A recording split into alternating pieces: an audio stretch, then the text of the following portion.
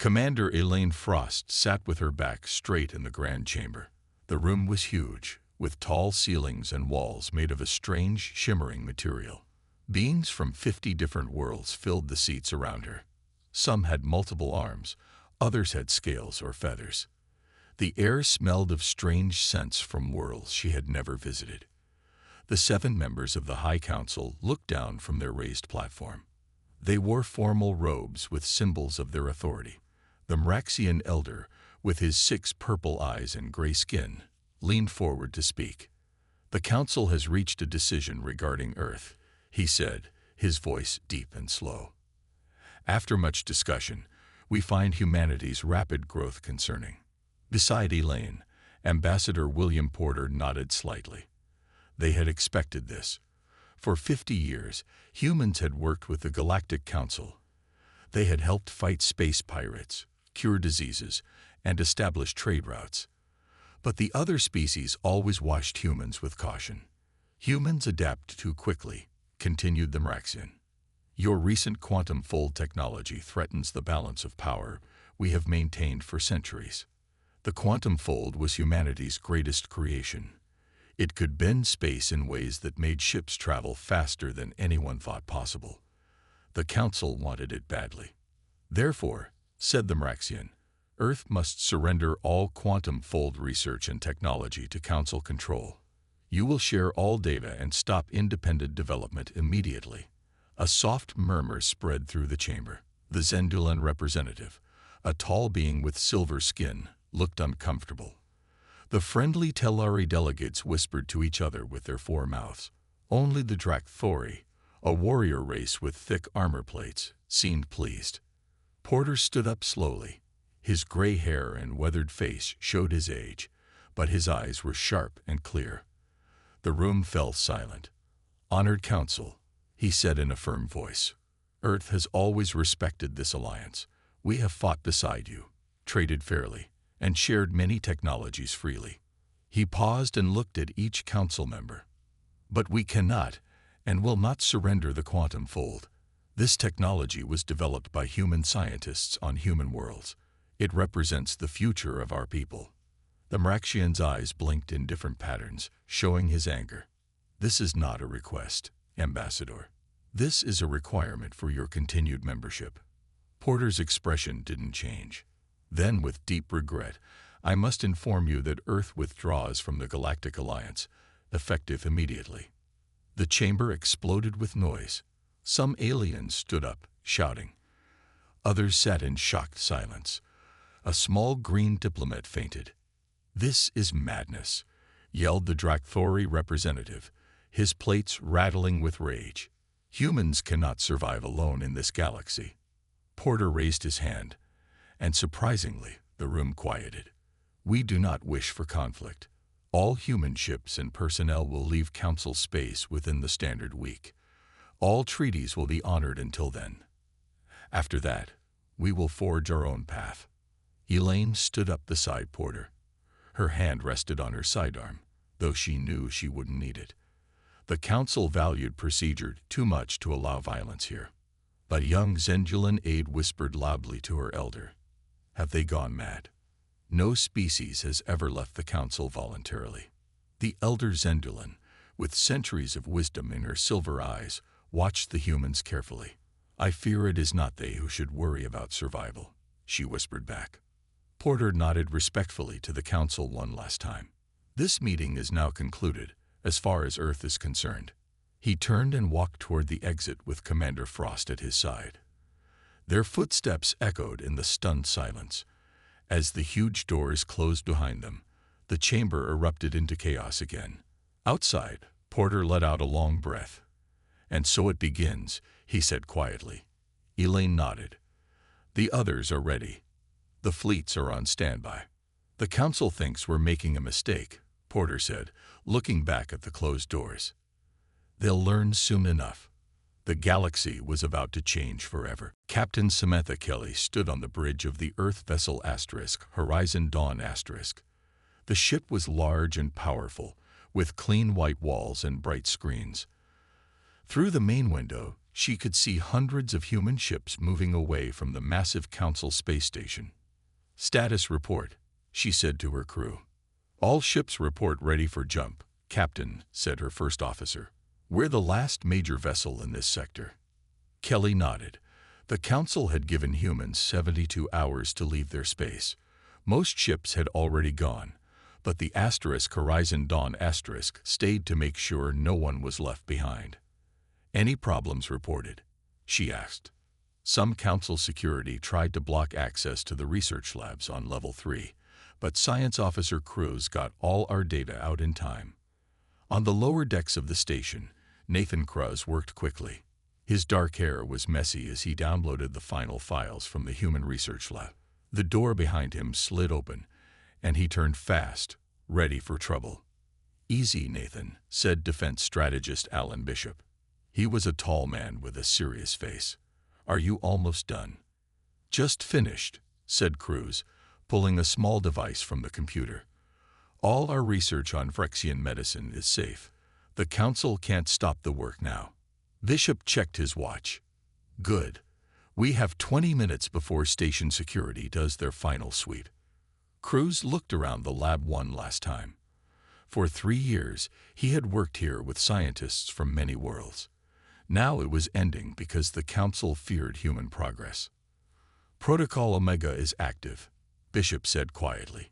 "All human ships are ready."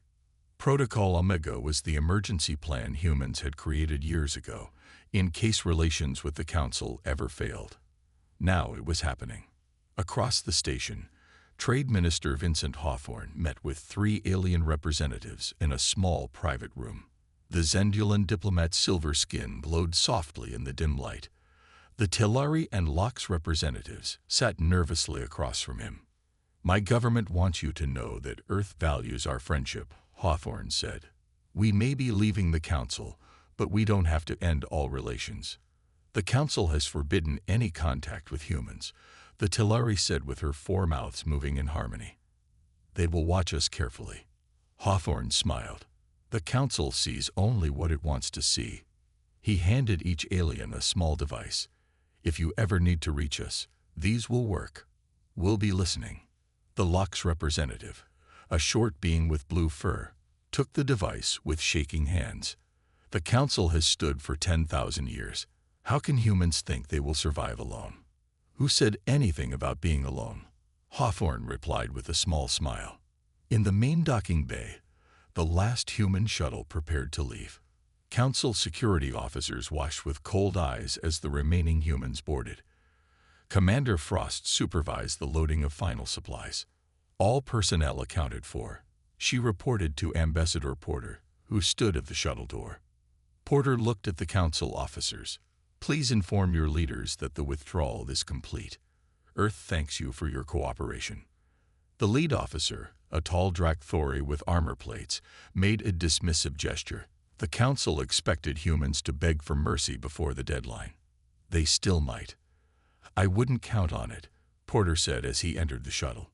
Minutes later, the shuttle joined the Horizon Dawn in space. Kelly watched from her captain's chair as all remaining human vessels moved into formation. "All ships report ready for quantum fold," her navigator said. Kelly nodded. "Send the signal. Take us home." As the Council observers watched from the station, something strange happened. The human ships didn't use normal jump drives. Instead, space itself seemed to bend around them. For a brief moment, the stars behind the fleet appeared to shift and ripple. Then the ships were gone, leaving no trace. On the station, a Council scientist stared at his readings in disbelief. "What was that?" he whispered. "That wasn't any jump technology I've ever seen."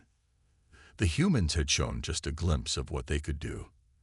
The galaxy would soon learn much more. 6 months passed since humans left the Council. The effects were felt across the galaxy.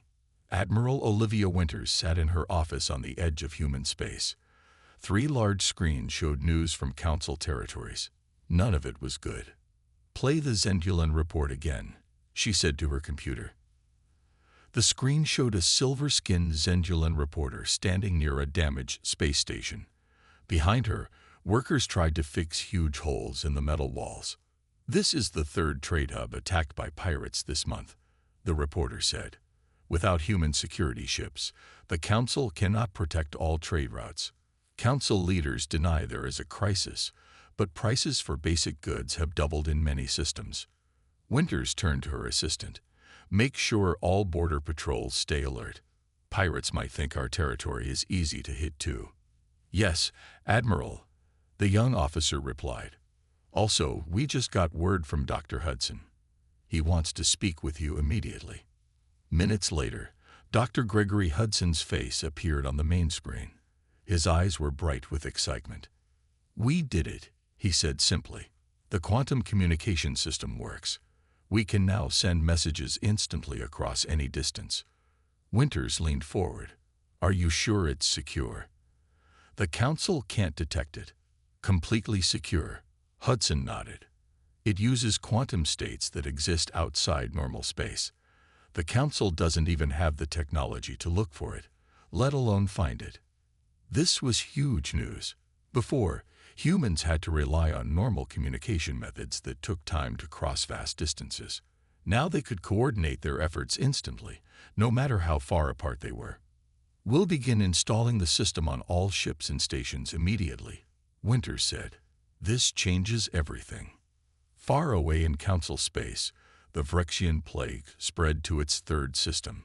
On the planet Lox Prime, Dr. Heather Morrison watched aliens dying in overcrowded hospitals.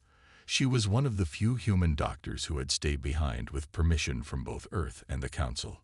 "If we had the research from Earth, we could stop this," a Lox doctor told her, his blue fur dull with exhaustion. Morrison nodded sadly. "The human research team was close to a cure before we had to leave. I've requested the Council contact Earth for help, but they refuse. Pride will kill more of my people than this disease," the Lox doctor said bitterly. In the Great Council chamber, an emergency meeting was in progress. The mood was angry. "Human ships protected that sector for 30 years, shouted the Telari representative. "Now pirates control 3 major trade routes, and my people starve." "The humans chose to leave," the Mraxian elder replied coldly. "We do not need them." The Drakthori war chief slammed his armored fist on the table. "The Luminar insisted we restrict human technology. Now we suffer for their fear." The peaceful Luminar delegate rose, her glowing body pulsing with anger. "We sought only balance. The Drakthori were just as concerned about human power." As the council members argued, none noticed the young Zendulan aide who slipped out of the chamber. She went to a private room and took out a small device given to her by Minister Hawthorne months ago. "This is Contact Delta," she whispered into it. "The Council is fracturing. 3 more species threaten to withdraw if the trade routes aren't secured." On the edge of what was once human space, strange energy readings appeared briefly. Council science ships investigated but found nothing. By the time they arrived, whatever had been there was gone. What they didn't know was that humans had learned to fold space itself. They could now appear and disappear at will, watching and listening. The quantum fold technology had advanced far beyond what the Council imagined. In her office, Admiral Winters reviewed reports from these secret missions. "They still don't understand what we can do," she said to herself, "but they will soon."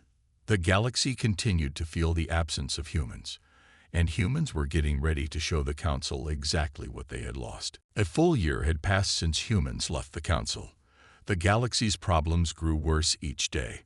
Warlord Crux of the Drakthori stood on the bridge of his flagship. He was tall and heavily armored, with sharp teeth and cold eyes. Around him, his crew worked at their stations as the ship moved through space. "We approached the human mining facility," his navigator reported. "No signs of active defenses." Crux smiled. Behind his ship flew 20 Drakthori warships, the strongest fleet his people could gather. The Council had finally given permission to enter former human space and take their technology. "Humans are weak," Crux told his officers. "They ran from the Council because they feared us. Now we will take what they left behind." The mining facility orbited a small moon. It looked empty and dark. No lights showed in its windows, and no ships guarded it. "Too easy," Crux said. "Begin landing operations." On the Earth vessel Horizon Dawn now far away, Captain Kelly watched the Drakthori fleet on her screen. Her ship had been upgraded with new quantum-fold engines that let her see events across great distances. "Should we warn them?" asked her first officer. Kelly shook her head. Defense strategist Bishop planned for this. "Let them discover our welcome gift themselves." As the first Drakthori ships landed on the mining facility, soldiers rushed out with weapons ready. They found empty halls and quiet rooms. Dust covered the floors. "The humans took everything valuable," a soldier reported to Crux. "This place is worthless." Crux growled in anger. "Search everything. Find their technology." In the control room, a Drakthori officer found a small device attached to the main computer. As he touched it, a soft blue light began to glow. Miles away, the Drakthori warships suddenly lost power. Their engines shut down, weapons went offline, and even life support systems barely functioned. On the mining facility, the Drakthori soldiers found themselves unable to fire their weapons or call for help. A message appeared on all their screens, written in simple Drakthori language. You were not invited. No shots had been fired. No one was hurt. But the mighty Drakthori fleet was now helpless in space. Meanwhile, Lieutenant Frank Dawson led a special team on a different mission. They moved silently through a council research facility on a distant moon. These humans wore special suits that bent light around them, making them nearly invisible. Inside the main lab, council scientists were trying to understand pieces of human technology they had found. They had made little progress. Dawson watched them for a while, then signaled to his team. They placed small devices around the lab and left as quietly as they had come. The next day, the council scientists found a message on their main computer. It simply said, "You're looking in the wrong direction." When they checked their research samples, they found nothing had been taken or damaged. It was just a message, but it chilled them to the bone. Humans had walked among them, unseen. In the council chamber, emergency alarms sounded. Reports came in from across the galaxy of human ships appearing near major trade hubs, then vanishing before anyone could respond. "They are testing our defenses," the Mraxian elder said, his 6 eyes blinking rapidly in distress. "The Drakthori fleet is still dead in space," reported a military officer. "Nothing damaged, just disabled. We've sent rescue ships." The Zendulan representative stood up. "We must face facts. Humans have advanced far beyond what we expected. The quantum fold technology gives them abilities we cannot counter." "What do they want?" asked the Telari in fear. "Why show themselves now?" No one had an answer. But in human space, Ambassador Porter prepared a message that would soon shake the very foundation of the council. "The time for hiding is over," he told Admiral Winters. "Now we show the galaxy what humanity has become." Humans were no longer running. They were coming back. 18 months after leaving the council, humans were ready to show their full power. The day began like any other in the Great Council chamber. Representatives from 50 worlds argued about trade routes and border disputes. Suddenly, every screen in the chamber turned on by itself. The face of Ambassador William Porter appeared, looking calm and serious. "Greetings to all species of the Galactic Alliance," he said. "I speak to you from human space. I hope you will listen carefully." The Mraxian elder jumped to his feet.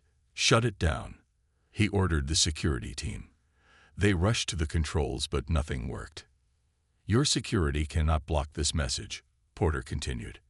"It is playing on every communication device across the galaxy right now."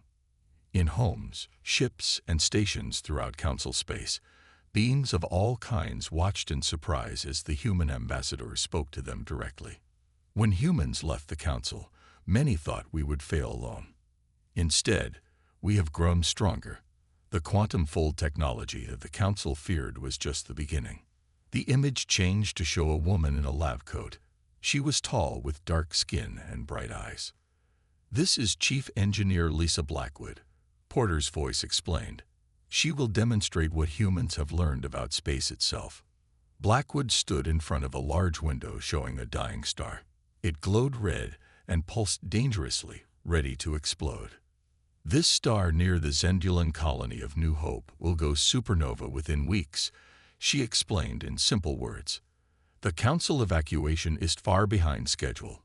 Millions would die." She pressed some buttons on a control panel. Outside the window, space itself seemed to bend and twist around the dying star. "We are folding spacetime," Blackwood said, creating a pocket dimension to safely move the star. The star began to fade, as if moving behind an invisible curtain.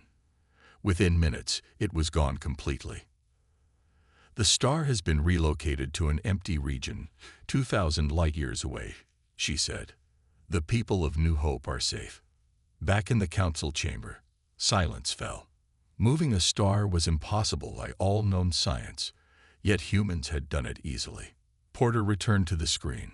"Humanity has learned to access multiple dimensions. We exist partly in normal space and partly beyond it. This is why we had to leave the council. Your rules would have stopped our natural growth." He smiled. "Today we announced the formation of the Concordance, a new alliance based on shared knowledge and freedom to develop. Any species is welcome to join us." The council erupted in shouting. But across the galaxy, 7 species immediately announced they were leaving the council to join the human Concordance. They were mostly smaller worlds that had been ignored by the powerful council members. In the council security center, officers tried desperately to block Porter's message. Nothing worked. "It's not coming through normal channels," one officer said in fear. "It's like it's coming from inside our own systems." On Earth, Porter finished his message and turned to Admiral Winters. "How did they respond?" he asked. Winters checked her screens. 7 species have already joined us. More are considering it. The council is in chaos." Porter nodded. "And the defense grid?" "Active and ready," Winters replied. "If the council attacks, we're prepared." But Porter hoped it wouldn't come to that. Humans didn't want war. They wanted to explore the new dimensions they had discovered. The universe was far bigger and stranger than anyone had imagined. On the Zendulan homeworld, Elder Tixera watched Porter's message with great interest. She was very old, with silver skin that had faded to pale gray with age. "The humans have found the path," she told her surprised aides. "The ancient texts spoke of beings who would learn to walk between worlds. It seems humans are those beings." She stood up slowly. "Prepare my ship. I must speak with the human leaders myself." The galaxy was changing, and it was too late for the council to stop it. The council was desperate. After 2 years of human independence, they finally sent a delegation to talk. The Zendulan Elder Tixera led the group.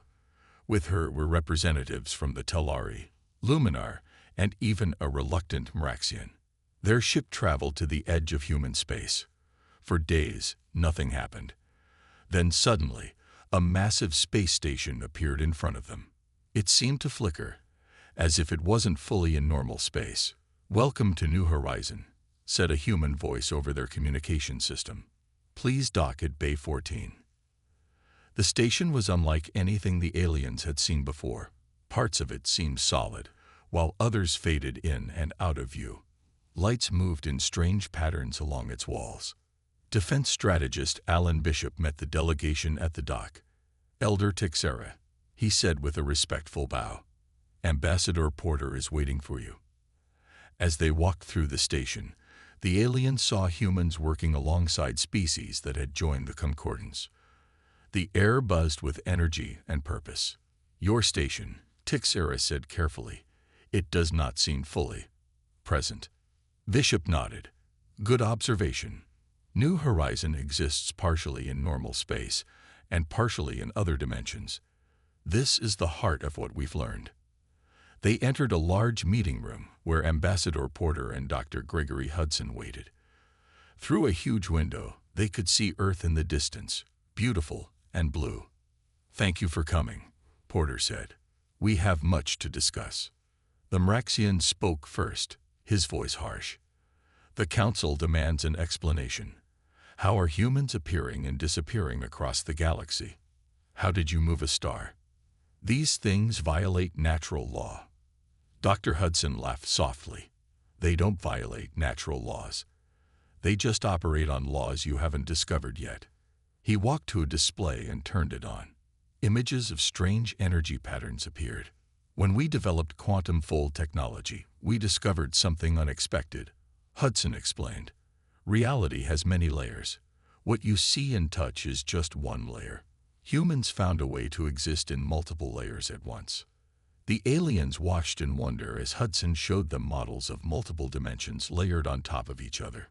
"This is why we had to leave the Council," Porter added. "Your rules would have stopped our exploration. Humans are evolving to exist in these new dimensions. We couldn't let you hold us back." Tixera nodded slowly. "Our ancient texts speak of beings who would walk between worlds. I believe humans are those beings." The door opened, and Medical Director Heather Morrison entered. She carried a small device in her hands. "This is another benefit of our discovery," she said, placing the device on the table. It projected an image of human DNA, but it glowed with strange energy. "We've cured all disease. Our lifespans have tripled. The Vrexian plague that's killing thousands in Council space, we cured it months ago." The Teleri gasped. "You could have saved so many lives." "We offered help," Porter said firmly. "The Council refused." Morrison continued, "And we've made contact with 37 species unknown to the Council. Many have already joined the Concordance." The aliens looked at each other in shock. The galaxy they thought they understood was much larger and stranger than they had imagined. "We don't want conflict," Porter said. "We invite the Council to join the Concordance as equals, share in what we've learned." Before anyone could answer, alarms began to sound throughout the station. A young officer rushed into the room.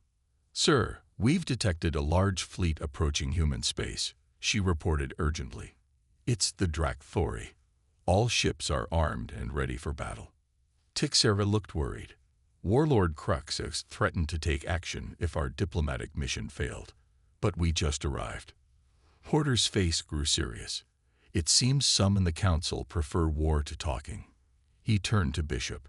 "Alert all Concordance ships. Prepare defensive measures." The delegation watched in fear. The coming battle would determine the future of the galaxy. The Drakthori war fleet moved quickly toward Earth. 100 massive battleships, led by Warlord Crux's flagship, prepared their weapons. The warlord stood tall on his bridge, his armor gleaming under the lights. "Today we crushed the humans," Crux told his officers. "The Council will thank us for solving their problem." On the station New Horizon, Porter and the Council delegation watched the approaching fleet on a large screen. "You must stop this," Tixera pleaded. "So many will die." Porter looked calm. "No one will die today." He turned to Captain Samantha Kelly, who had just entered the room. "Captain, is the Horizon Dawn ready?" Kelly nodded. "Yes, Ambassador. All systems are prepared." "Then let's show our visitors what humans can really do," Porter said. On the main viewing screen, they watched as the Earth vessel Horizon Dawn moved toward the Drakthori fleet. It was just one ship against 100. "This is madness," the Mraxian delegate muttered. "They will be destroyed." Kelly smiled slightly. "I don't think so." On the bridge of her ship, connected remotely to the station, Captain Kelly gave the order. "Activate the quantum fold matrix. Target the entire enemy fleet." Engineers and scientists worked at their stations. Outside the ship, space began to bend and twist around the Drakthori vessels. Strange lights flickered between the stars. Warlord Crux watched in confusion as his sensors went crazy. "What is happening?" "Fire all weapons," he ordered. But before a single shot could be fired, reality itself seemed to fold around his fleet. There was a flash of light, and then nothing. In the council chamber, thousands of light years away, alarms sounded as space distorted above the planet. The council members rushed outside to see 100 Drakthori warships suddenly appear in orbit. Every ship was intact, but completely powerless. Crux stood on his bridge in shock. Somehow, they had been transported instantly across the galaxy, right to the council homeworld, and they couldn't fire a single weapon. Back at New Horizon, Porter showed the council delegation what had happened. "We moved them without harming anyone," he explained. "War is unnecessary when you understand the fabric of reality." Tixera looked amazed. "You could have destroyed them all." "That's not our way," Porter said. "Humans don't want to rule the galaxy. We just want the freedom to explore our potential." He activated the communication system. His face appeared on screens across the galaxy again. "People of the Galactic Alliance," he said. "Today the Drakthori tried to attack Earth. We responded without violence. Their fleet now orbits the Council homeworld, disabled but unharmed. This is the last time we will defend ourselves this way." His voice grew stronger. "Humanity extends a final invitation. Join the Concordance as equals. Share in the wonders we have discovered, or continue alone as the universe evolves without you." Porter looked directly at the camera. "The choice is yours." On the station's observation deck, Captain Kelly stood with her crew. They watched as the Horizon Dawn activated its quantum fold drive. In seconds, the ship vanished, traveling beyond the edge of the galaxy. "Where did they go?" asked the Telari delegate in wonder. "To see what's out there," Kelly answered with a smile. "They'll send back images of places no one has ever seen before." In the council chamber, far away, the representatives of 50 worlds looked up at the disabled Drakthori ships. One by one, they began to vote. "The Zendulan people joined the Concordance," announced Tixera's voice over the system. "The Telari joined the Concordance," came another voice. Soon, even the proud Mraxians added their voice to the chorus. The old council was dissolving before their eyes. On New Horizon, Commander Elaine Frost stood with human and alien allies. Together, they watched as the news came in from across the galaxy. "It worked," she said quietly to Porter. "They're joining us." Porter nodded. "This isn't the end. It's just the beginning. There are dimensions beyond what even we have seen. The real journey is just starting." Around them, the station hummed with energy as it prepared to fold space once more. Humanity's greatest adventure was only beginning.